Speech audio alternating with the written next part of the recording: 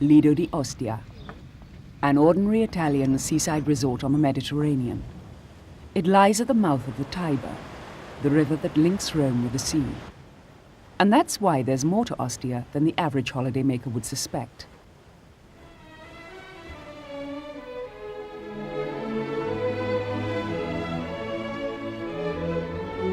The Roman historian Dionysius of Halicarnassus, referring to the foundation of Ostia, wrote that Ancus Marcius, the fourth king of Rome, decided to create an anchorage at the mouth of the Tiber, with the river's mouth itself acting as a harbour. This was possible because the estuary broadens out to form a wide bay.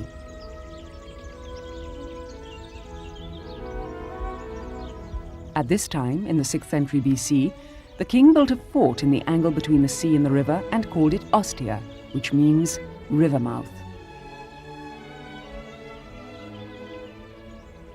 Rowing ships and small sailing vessels entered the estuary and were rowed or towed upriver to Rome.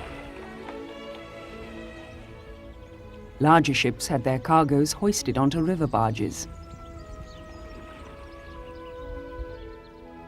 In the 3rd century BC, the first residential districts grew up around the fort, and in the 2nd and 1st centuries BC, Ostia developed into a lively and flourishing port and trading town with large wharfs, warehouses and workshops along the Tiber.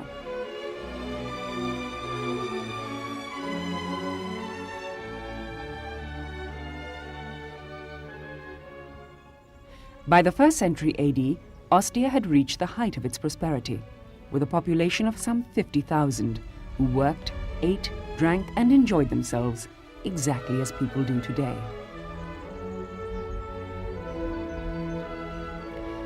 After the 5th century, Ostia fell into its present state of decay. It became a ruin, but a ruin about which there's a lot to tell.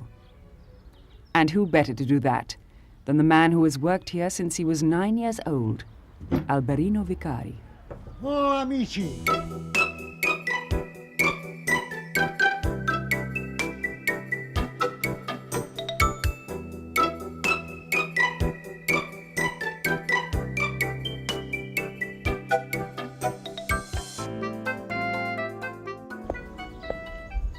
Alberino Vicari, born in 1923 in Ostia Lido. Every day when his fellow citizens go off to work, Alberino retreats to the peace and tranquility of Ostia Antica, where he's been restoring and conserving the frescoes of the old town for 40 years. This morning, he's working at one of the 2 ancient cemeteries on the site.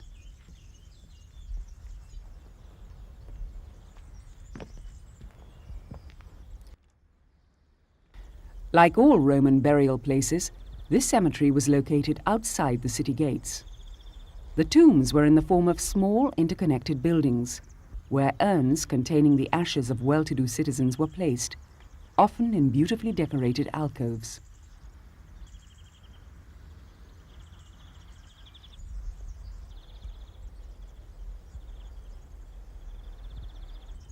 Alberino is at work in one of these alcoves, on the first phase of conserving a fresco. Sto preparando lo stacco di questo affresco con paraloid di Rovido in acetone.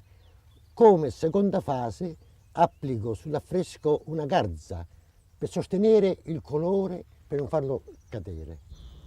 The special glue does not affect the colors and arrests the bacteriological processes which cause decomposition. After the glue has been applied, a kind of cheesecloth is put over it. Another layer of glue goes on top of this. Then the whole thing is left to harden. This gives Alberino the opportunity to show us more about Ostia and its people. For a town like Ostia Antica, with about 50,000 inhabitants, water was all important. Water to drink, water to cook with, water to wash in.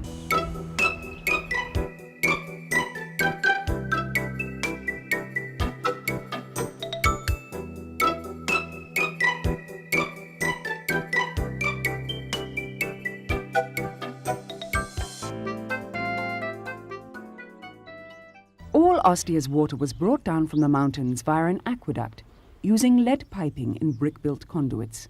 as you can still see here, which ran underneath the old paved surface. Alberino tells us that many of the larger buildings had their own supply from separate outside cisterns, from which the water was brought indoors through a pipe.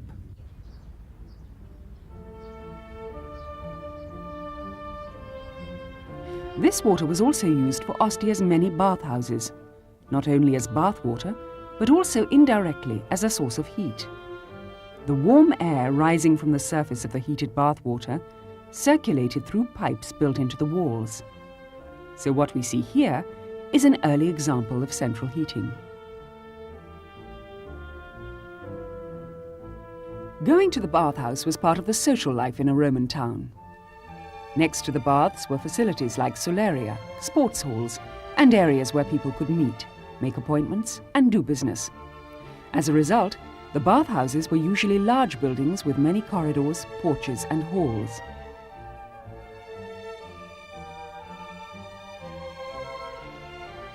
The floors, often black and white mosaics, depicted scenes of daily life or mythological figures.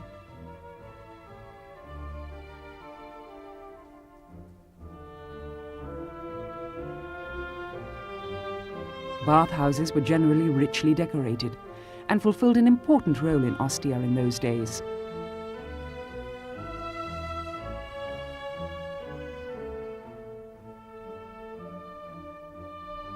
Venus, bathing in the sea, surrounded by various sea creatures. A beautiful fresco in what was probably a woman's bath chamber. This is where Alberino began his career 50 years ago. His father had just died. Quando mio padre morì, Calza chiamò me per lavorare agli scavi di Ostia. Questo è il tombino dove ho iniziato la pulizia di questa tomba. Era la pulizia dell'argilla dentro la tomba. Assieme all'argilla ho trovato centinaia di spille d'osso per capelli, per donne, perché qui dietro c'è la vasca da bagno, la piscina, diciamo, di acqua fredda per le donne.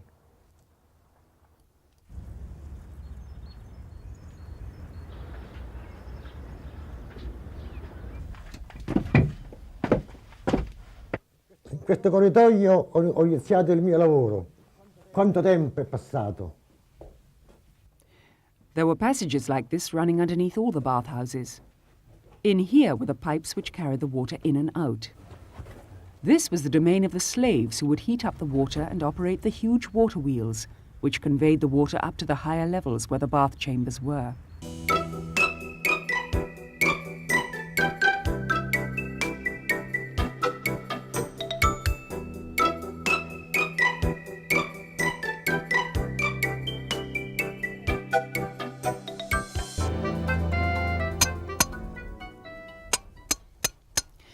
A few days later, we find Alberino back at the cemetery. The glue layer is now hard enough for the whole fresco to be prized off without risk of serious damage. The gauze cloth plays an important part in this.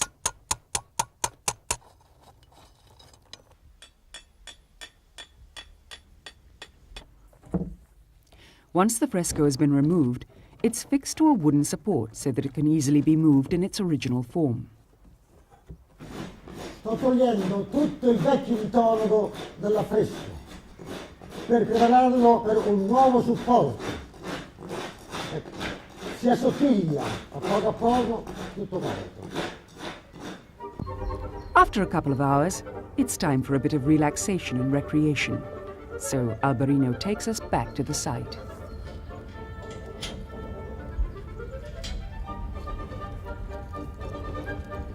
Recreation is and was an integral part of communal life. In those days, the center for culture and recreation was the theater. In its heyday, this theater could seat 3,500 people. It was excavated and restored during the first half of the present century. Questo è il teatro. Di fronte ci sono le mura delle scene del teatro. Davanti alle scene c'era il palcoscenico. Sotto le setra era l'orchestra. Alla fine del III secolo l'orchestra stata riempita di acqua per spettacoli acquatici. As in many old Roman towns, there was a square in front of the theatre with a covered gallery around it.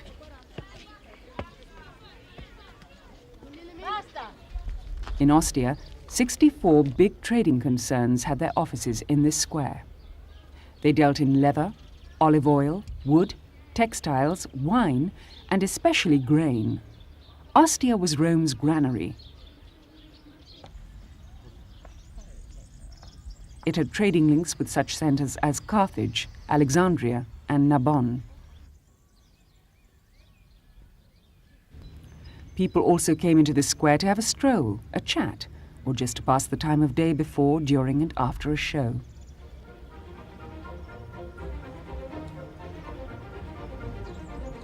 Most of the streets and buildings we're looking at now date from the 2nd century AD. Alberino told us that the eternal problem for archaeologists is how deep to dig. For example, underneath the site we're walking on now is an even older one. However, the further down you dig, the more you destroy, and it's impossible to know if it's worthwhile until afterwards. This mosaic is a good example of that. It's about 1 meter deeper and 200 years older. Questo è un mosaico importantissimo, perché fu costruito prima che facessero questa strada. The dating is often based on style and the type of building materials used.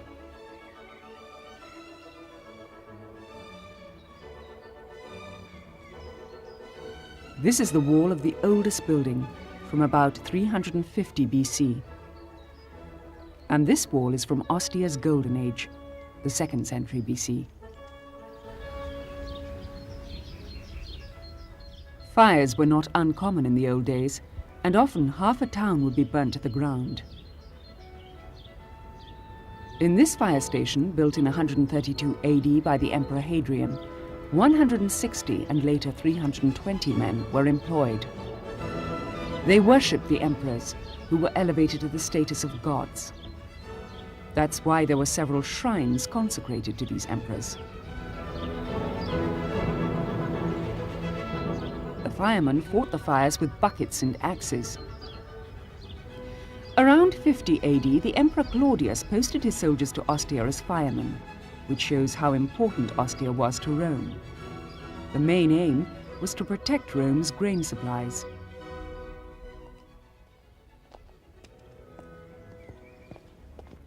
Bread was an essential part of the daily diet and was made in millers' houses. As well as milling the grain there, the millers also did the baking. Here we see some interesting marks imprinted in the floor. Queste sono impronte di zoccolo di cavallo, lasciate quando la lava era ancora molle. Forse queste sono pietre portate dalla Campania o dal Lazio. Poi prese e portate ad Ostia, tagliate e fatta questa strada. Appunto sono queste pietre. Questa è una cosa importante. A more likely explanation is that slaves, mules, or bullocks left these impressions as they trudged endlessly round, turning the mill, leaving these marks to be preserved forever. Beams were inserted into the holes in the millstone so that the upper part could be turned round. In the adjoining rooms, the bread was baked.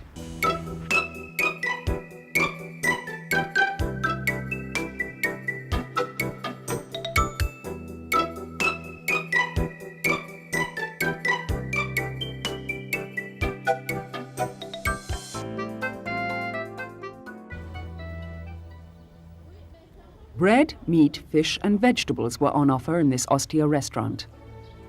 The bar had a sink just like a modern bar. There were benches and tables outside and inside, where the customers ate and drank. Meat and fish were soon removed from the menu on the emperor's orders, so as to make the taverns less of an attraction to groups of agitators. Naturally, there was wine too, which was served with or without honey, and was stored in barrels like those you see here.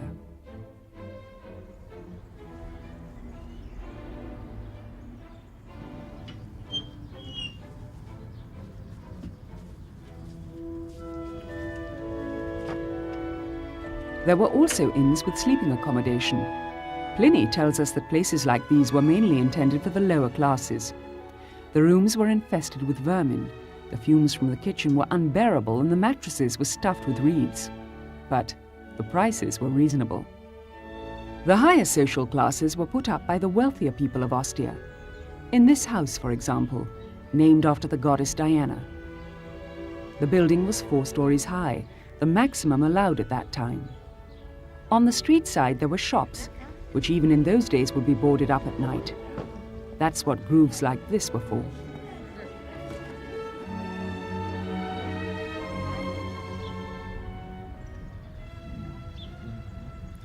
There were more than enough shops in Ostia, and every shopkeeper had his own method of trying to please his customers. Like these 2 fishmongers. One went in for sumptuous decor, with a live fish kept in a pink marble tank. The other had a rather more sober approach. But they had one big competitor in common, the dolphin, notorious for scaring away fish. This explains the mosaic which reads, "O envious one, I tread on you."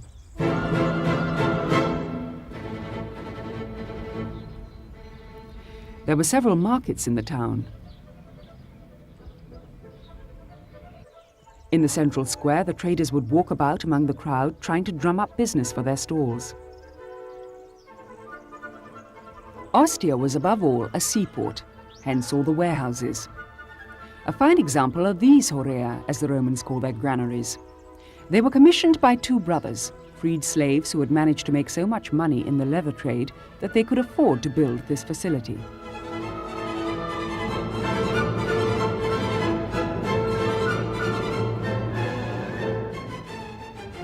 "I have rubbed my belly to help me relieve myself," can be read here.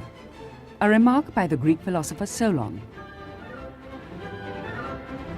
Large buildings had their own latrines, but many of Ostia's inhabitants had to use public conveniences.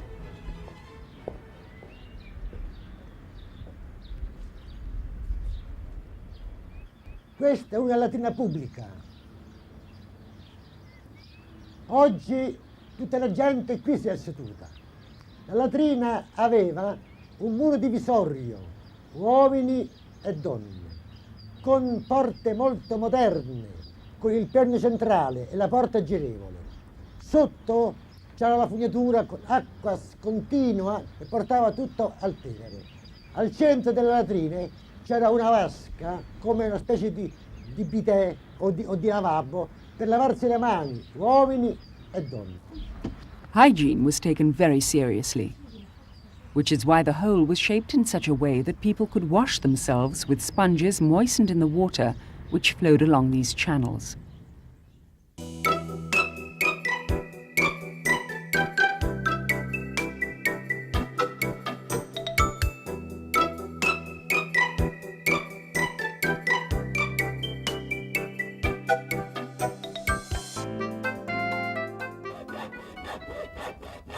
The next afternoon, we tracked down Alberino again in his workshop. He's working on a new base for the fresco. Sto preparando il nuovo supporto per l'affresco. Il supporto è fatto di nido d'ape di alluminio con Irex.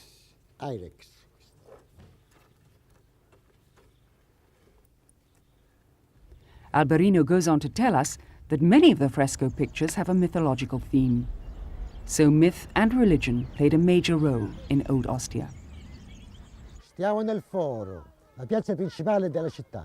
A sinistra un grande portico, a destra c'è la basilica giudiziaria e la curia. Dietro di noi c'è il Tempio di Roma ed Augusto, quella statua di Roma che ha il mondo sotto il piede. Di fronte il Capitolium, il tempio maggiore della città, dedicato a Giove, Giunone e Minerva, chiamata Triade Capitolina.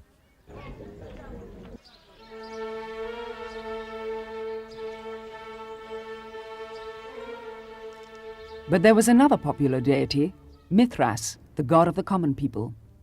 Mithras the bull slayer originated in Persia. He was frequently worshipped in underground caverns. The blood of the slain bull symbolically prepared the way for a new life. This was not the only similarity with Christianity. This god's birthday has a familiar ring to it, December the 25th. There were 16 shrines dedicated to Mithras in Ostia.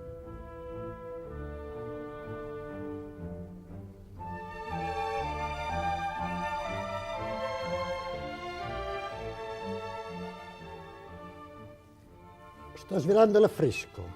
È un'operazione delicata. Meanwhile, back in Alberino's studio, the new fresco base is in place. Alberino is busy removing the gauze.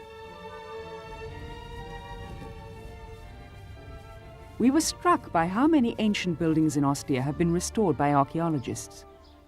Alberino provided the explanation. Molta parte di Ostia fu scavata molto tempo fa, ma nel 1937 fu fatta una grande campagna di scavo, con circa 200-300 operai. Gli schiavi iniziarono di fronte agli Orea Pagaziana. It was Mussolini who was really behind it. Ostia was to be turned into an imposing monument which would add luster to the World Fair, which was due to be held in Rome in 1942. Fervono ad Ostia Antica i lavori di scavo che restituiranno alla luce nella sua intierezza l'antica città per l'Esposizione Universale del 42.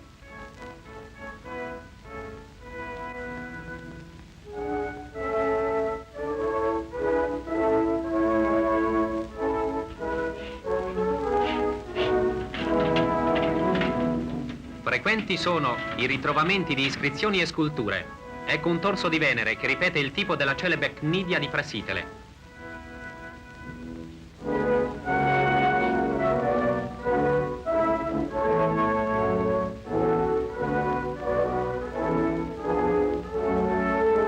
Nell'ambiente sotterraneo di un edificio termale adattato a santuario per il culto del dio Sole Mitra, si è trovato ancora imposto sulla sua base il gruppo marmoreo del dio in atto di uccidere il toro, il cui sangue era destinato a purificare il fedele.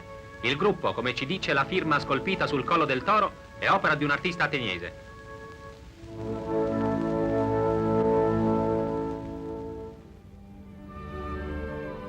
This is how Mussolini's visit to the site in 1939 was reported in the news. What he saw here filled him with great pride in Italy's heritage.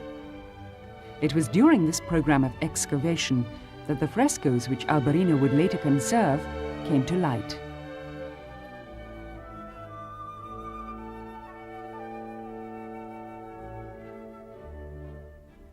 Frescoes, which the Romans used almost like a kind of wallpaper, would often give some idea of the householder's interests.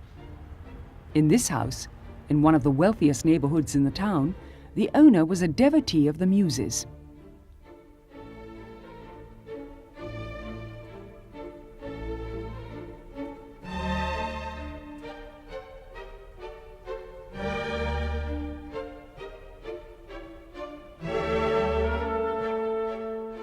On the other side of the street is a house which served as an inn and a brothel.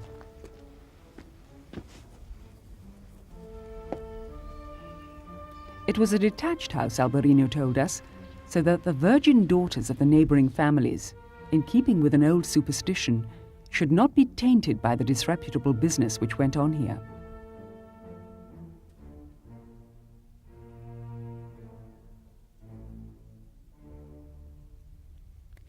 This is the only building in Ostia with the ceiling still completely intact. There's an old story about establishments of this kind. Traveller. Let's settle up then, landlord. Landlord. That's 1 jug of wine and 1 loaf of bread, 2 asses altogether. Other food, 3 asses. Traveller. All right. Landlord. And 8 asses for the girl. Traveller. Fair enough. Landlord. And hay for the mule, that's another 8. Traveller. That mule will be the ruin of me, to be sure. Things don't change all that much, do they?